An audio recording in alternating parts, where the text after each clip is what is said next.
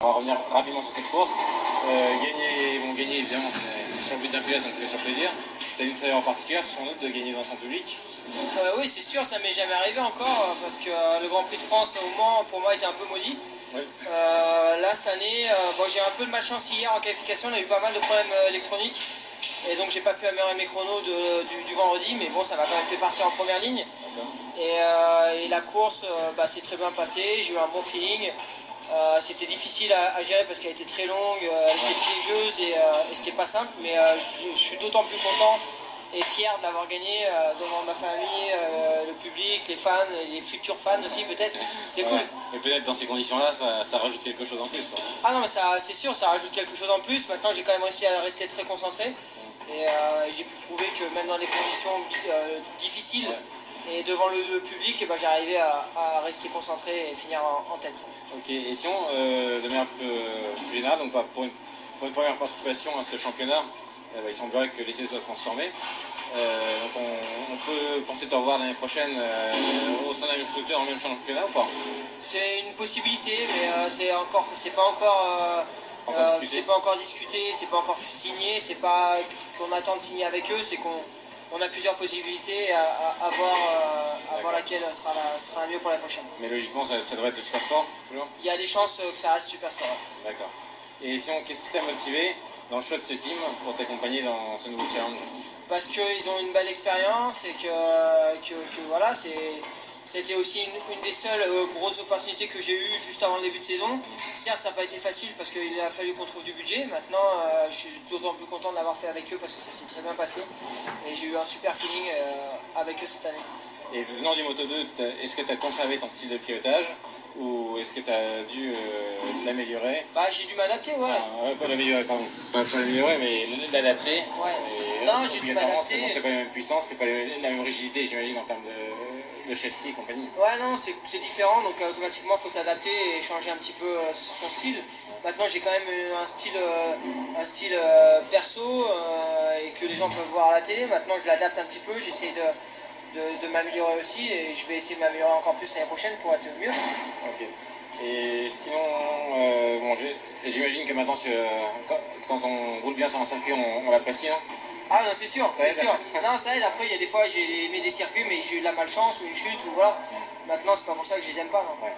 Comme moment où, voilà, c'est plutôt de la performance. Ouais. Sans parler de gagner une course ou pas, c'est plutôt j'ai été performant et voilà, ça s'est bien passé. Ça marche. Et maintenant que le championnat se termine, peux-tu nous dire les points forts et les points faibles de ta CVR face à ses concurrentes? C'est un avis perso, évidemment. C'est un avis perso, ça reste une bonne moto. Subjectif, ça reste une très bonne moto. On a eu des fois des petits déficits de poursuivre Kenan.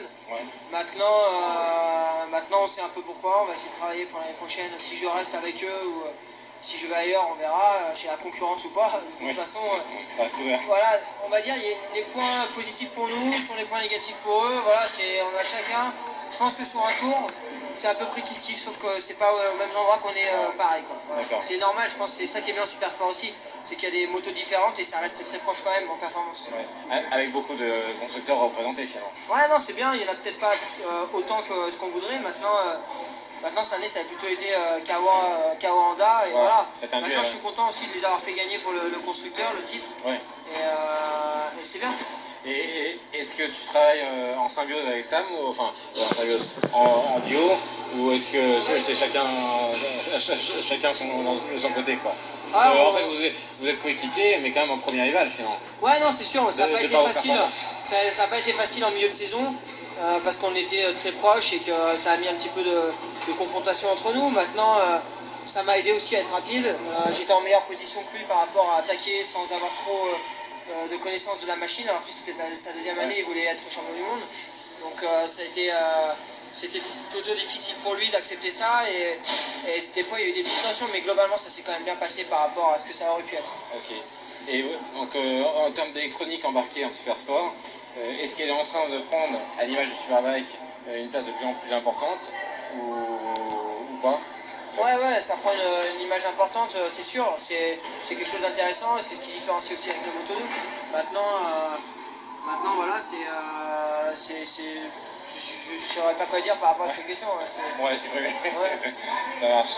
Et si on va transformer plutôt, est-ce que tu es favorable à cette tendance qui est une partie de plus en plus prépondérante et importante à l'électronique, ou alors est-ce que tu es...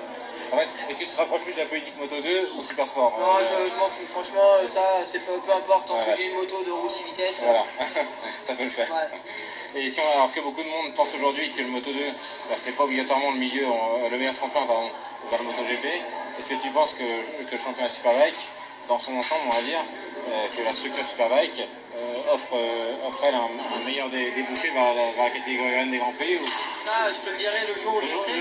Là, pour l'instant, franchement, je sais pas. D'accord, bon, et dernière question, je t'en ai plus. Sur la course nationale, bah, c'est toujours particulier. Et justement, bon, visiblement, tu as trouvé les bons moyens de la gérer.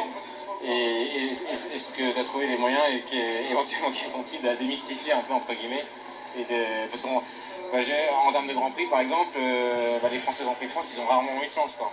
Ouais, bah là, Gatoulis gagne, Barrier gagne, moi je gagne. C'est juste c'est un week-end extraordinaire pour la moto française. Ouais, c'est bien, on a déjà fait limite mieux, je crois, à Silverstone avec Superbike et Supersport. Avec Loris, ça. Mais bon, moi, peu importe, je me suis amusé, ça s'est bien passé, tant mieux. J'ai le chat noir qui est parti pour le Grand Prix de France et l'année prochaine, je serai encore plus relax. Ok, super, bah, merci.